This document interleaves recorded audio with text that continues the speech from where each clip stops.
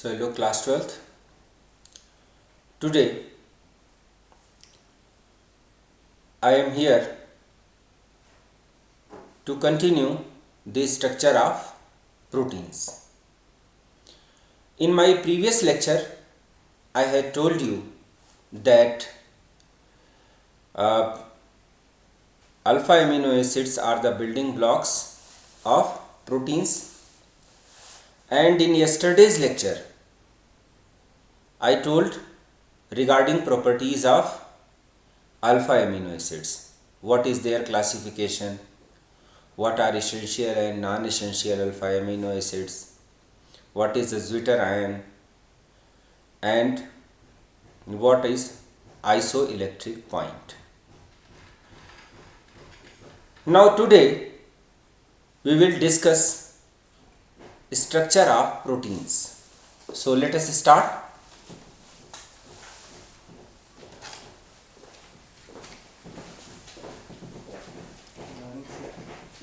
Structure of protein. Now, in very beginning, I told that proteins are condensation polymers of alpha amino acids. In the simplest form, we can define a protein as condensation polymer of alpha amino acid. So, what is the meaning of term condensation? When two things are added in a way, when two molecules are added in a way that some smaller molecule like water, like ammonia, like alcohol is given out, then its process is called condensation. Condensation simply means addition followed by elimination. So when these alpha amino acids they join with each other, water molecules is eliminated. So proteins are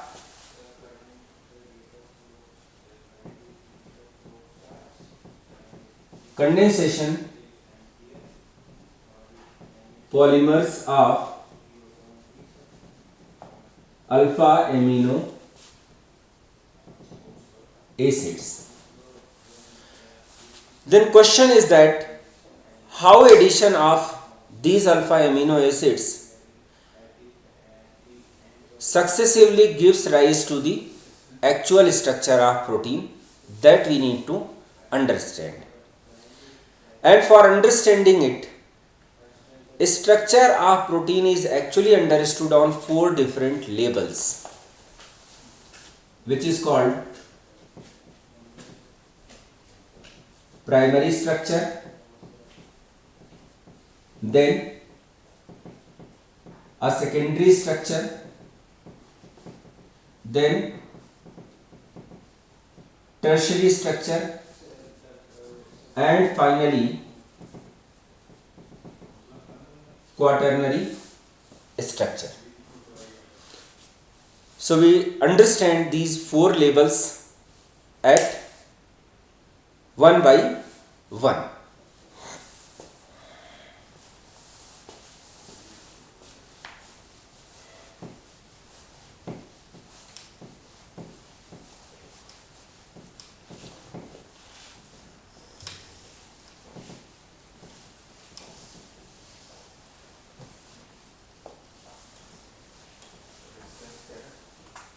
First we see primary structure.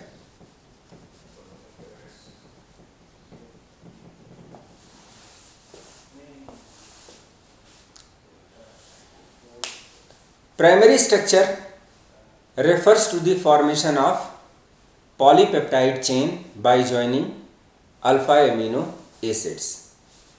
Say for example, this is one alpha amino acid R CH NH2 C double bond O OH. Then we have another alpha amino acid H NH CHR COOH. So that is how this H2O is removed and these two alpha amino acids are joined in this way.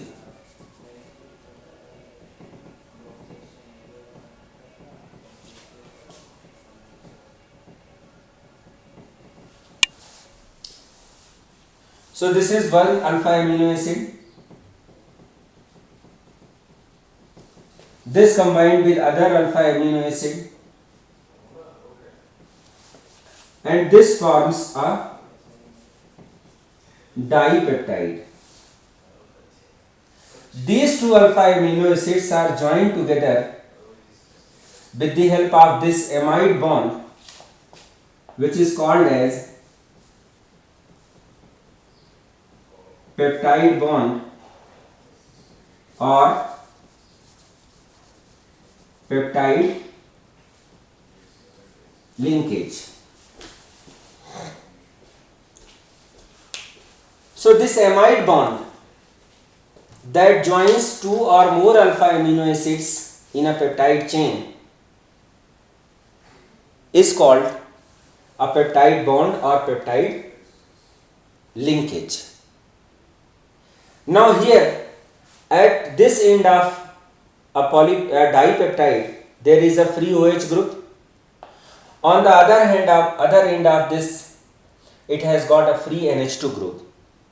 So these two ends can further combine with other alpha amino acids with the help of peptide bonds or peptide linkage, and this chain keeps on growing. So that is how in first step amino acid joins with the help of amide bond, then amino acid, then amide bond, then again amino acid, amide bond, and again amino acid, and so on. So that is how different type of alpha amino acids are joined with each other with the help of amide bonds to form a chain which is called as polypeptide chain. Now in this polypeptide chain, this amino acids, they refers the different type of alpha amino acids, and as I told you that a total of 26 different type of alpha amino acids are known. So these points, they represent this AA1, 2, 3, 4. These points refers different type of alpha amino acids. And for different type of proteins, this sequence of alpha amino acids is also different. This sequence of alpha amino acids is also different. And this specific sequence of alpha amino acids is characteristic of any protein and is known as primary structure of any protein. So before I rub it out, let me revise it that alpha amino acids are building blocks of any protein.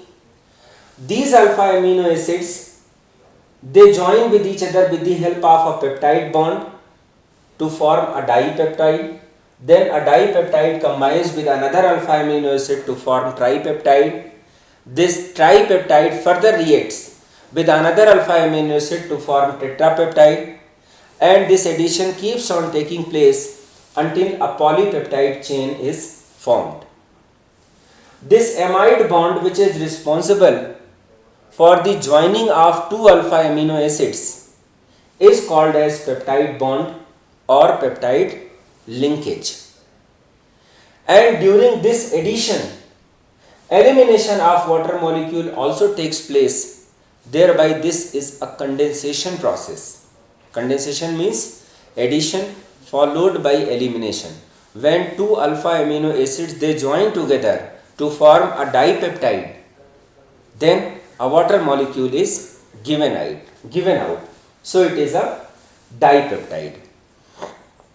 And so that is how these alpha amino acids they join with each other to form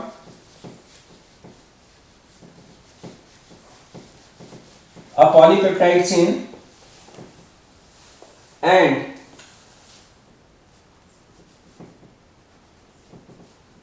a specific sequence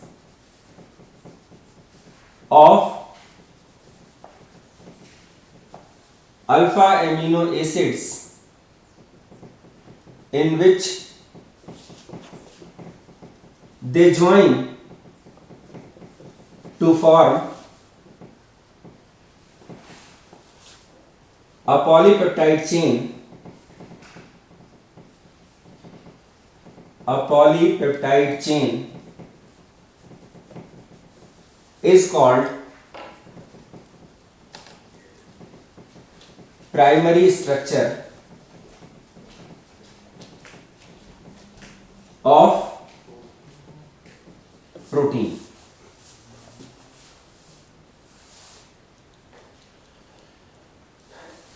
In a more simple way, we can understand that 26 different alphabets are 26 different alpha amino acids, and in order to make a proper word, these letters is to be arranged in a particular sequence. Say for example, W, A, T, E, R. So if these alphabets they represent the alpha amino acids and water represents a particular polypeptide chain, then this sequence, that first it is W, then it is A, then it is T, then it is E, then it is R. So this specific sequence of alphabets represents primary structure of a protein. Similarly, if you consider this polypeptide chain, here this could be leucine, then isoleucine, tryptophan, aspartic acid, histidine, or any other alpha amino acid. This specific sequence of alpha amino acids, starting from head to tail, starting from first to last, in which they are joined to form a polypeptide chain, is called as primary structure of protein.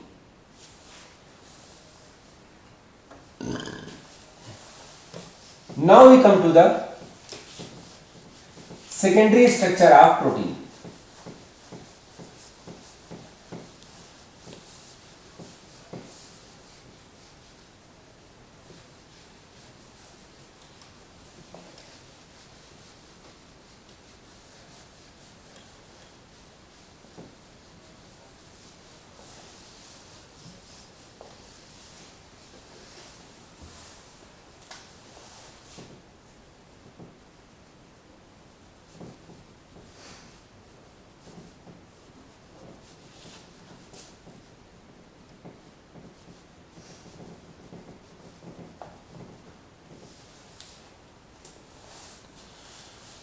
Now, as a result of primary structure of protein, a polypeptide chain is formed. Now, structural changes that are observed in a polypeptide chain is called its secondary structure. And these structural changes are observed because of either intermolecular hydrogen bond or because of intramolecular hydrogen bond. So, configuration that a polypeptide chain attains, a polypeptide chain attains as a result of intermolecular or intramolecular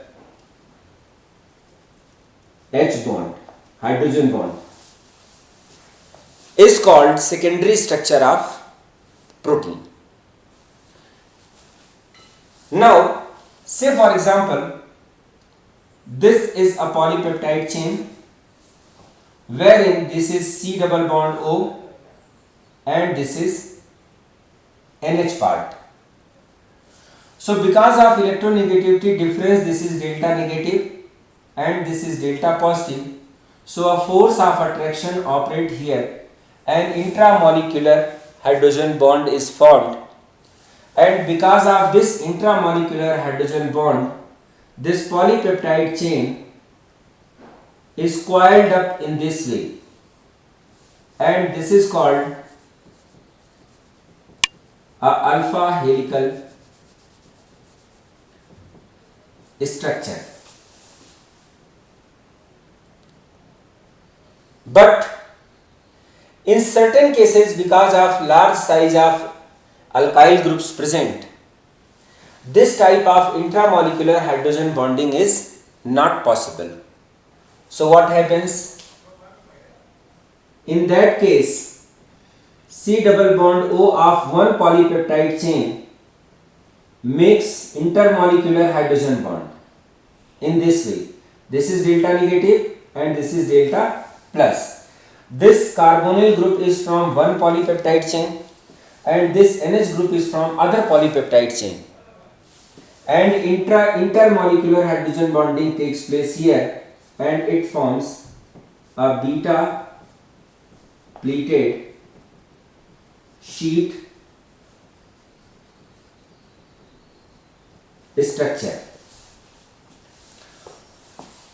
So these are the two different type of secondary structures of protein are known.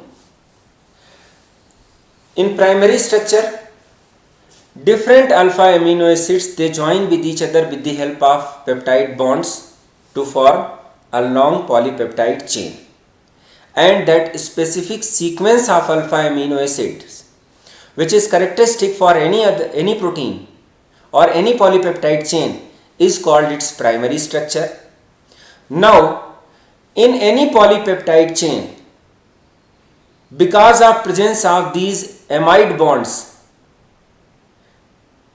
there is a possibility of intermolecular hydrogen bond or intramolecular hydrogen bond.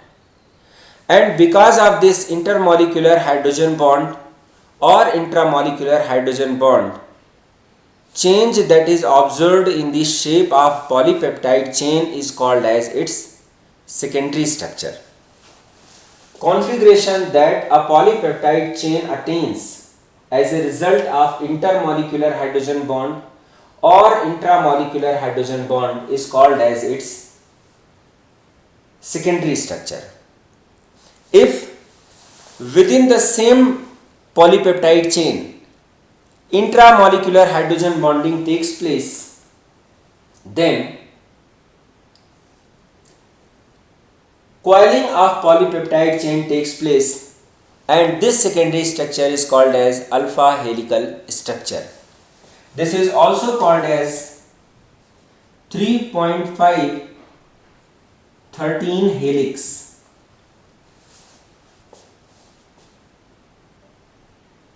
During one coil, roughly 3.5 alpha amino acids are involved and a 13-membered ring is formed. Thereby this structure is also called as 3.5 13 helix. However, if size of alkyl groups that are present in different alpha amino acids is large enough, then this type of intramolecular hydrogen bonding is not possible. And two different polypeptide chains, they are joined with each other with the help of intermolecular hydrogen bond, and secondary structure so obtained is called as beta pleated sheet structure. So I am quite sure by the time you have understood the difference between primary structure and secondary structure of proteins. Now we will switch to tertiary structure of protein.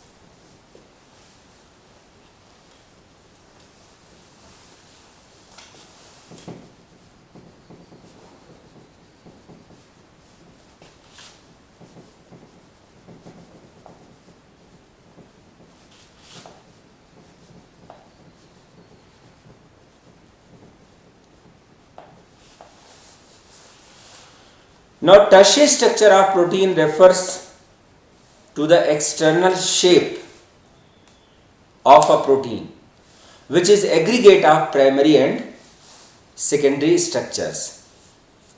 So tertiary structure of protein refers to the external shape, how it looks like when it is observed from the outside. There are two different types of tertiary structures known: globular and fibrous. Globular proteins have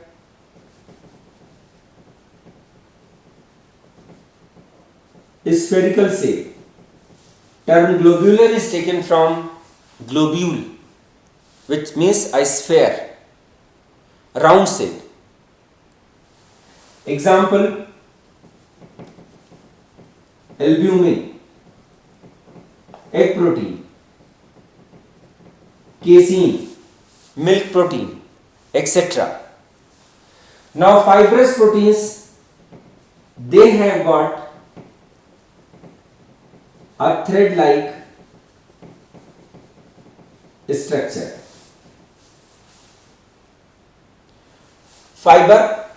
Fibrous word is taken from fiber. So fibrous means fiber-like. They have got a thread-like structure like keratin, collagen, myosin, etc. These hairs, our hairs are made up of keratin. Myosin and collagen, they forms muscles. So they all are thread-like. Now we come to the quaternary structure.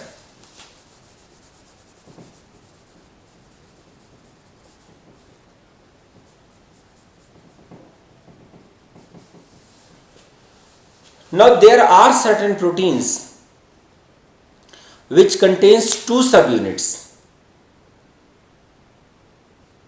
Say for example subunit A and subunit B. In hemoglobin there is heme and globulin. And quaternary structure refers to the relative orientations of these two subunits in space. So quaternary structure refers relative orientation of these two subunits in space. So that is how the structure of protein is discussed. Just to give you a quick revision of the things that I explained today, proteins are biopolymers, rather proteins are condensation polymers of alpha amino acids.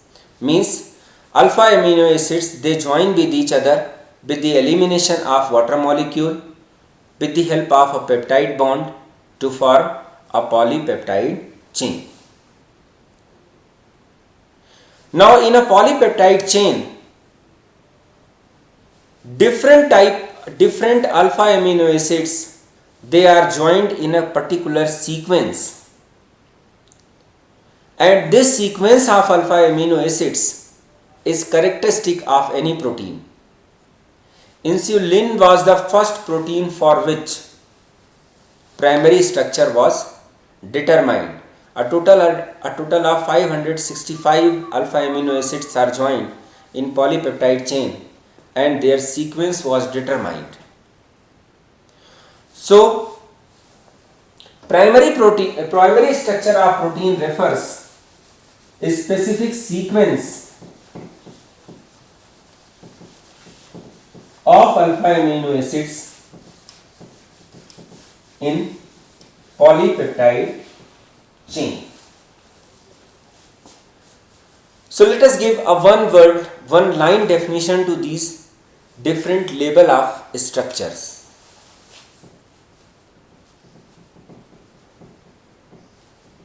Primary structure,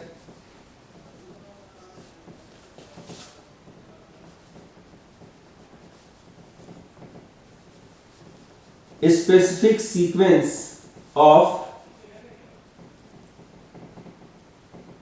alpha amino acids.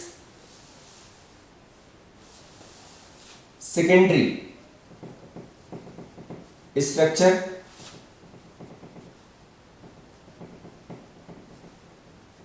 configuration of polypeptide chain due to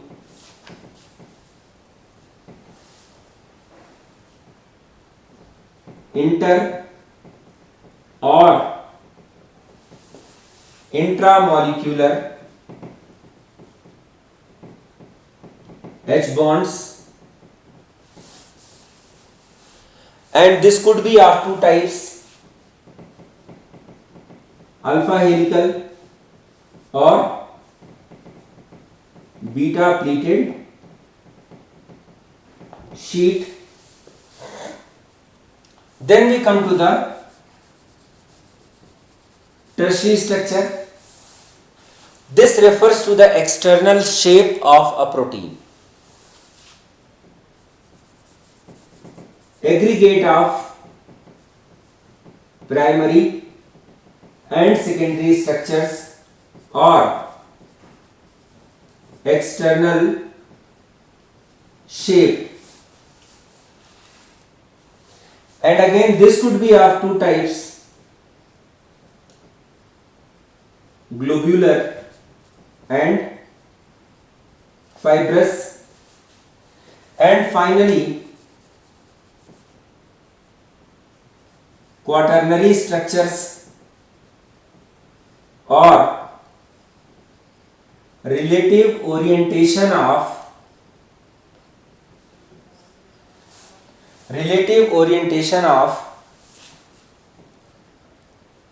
two subunits in the space.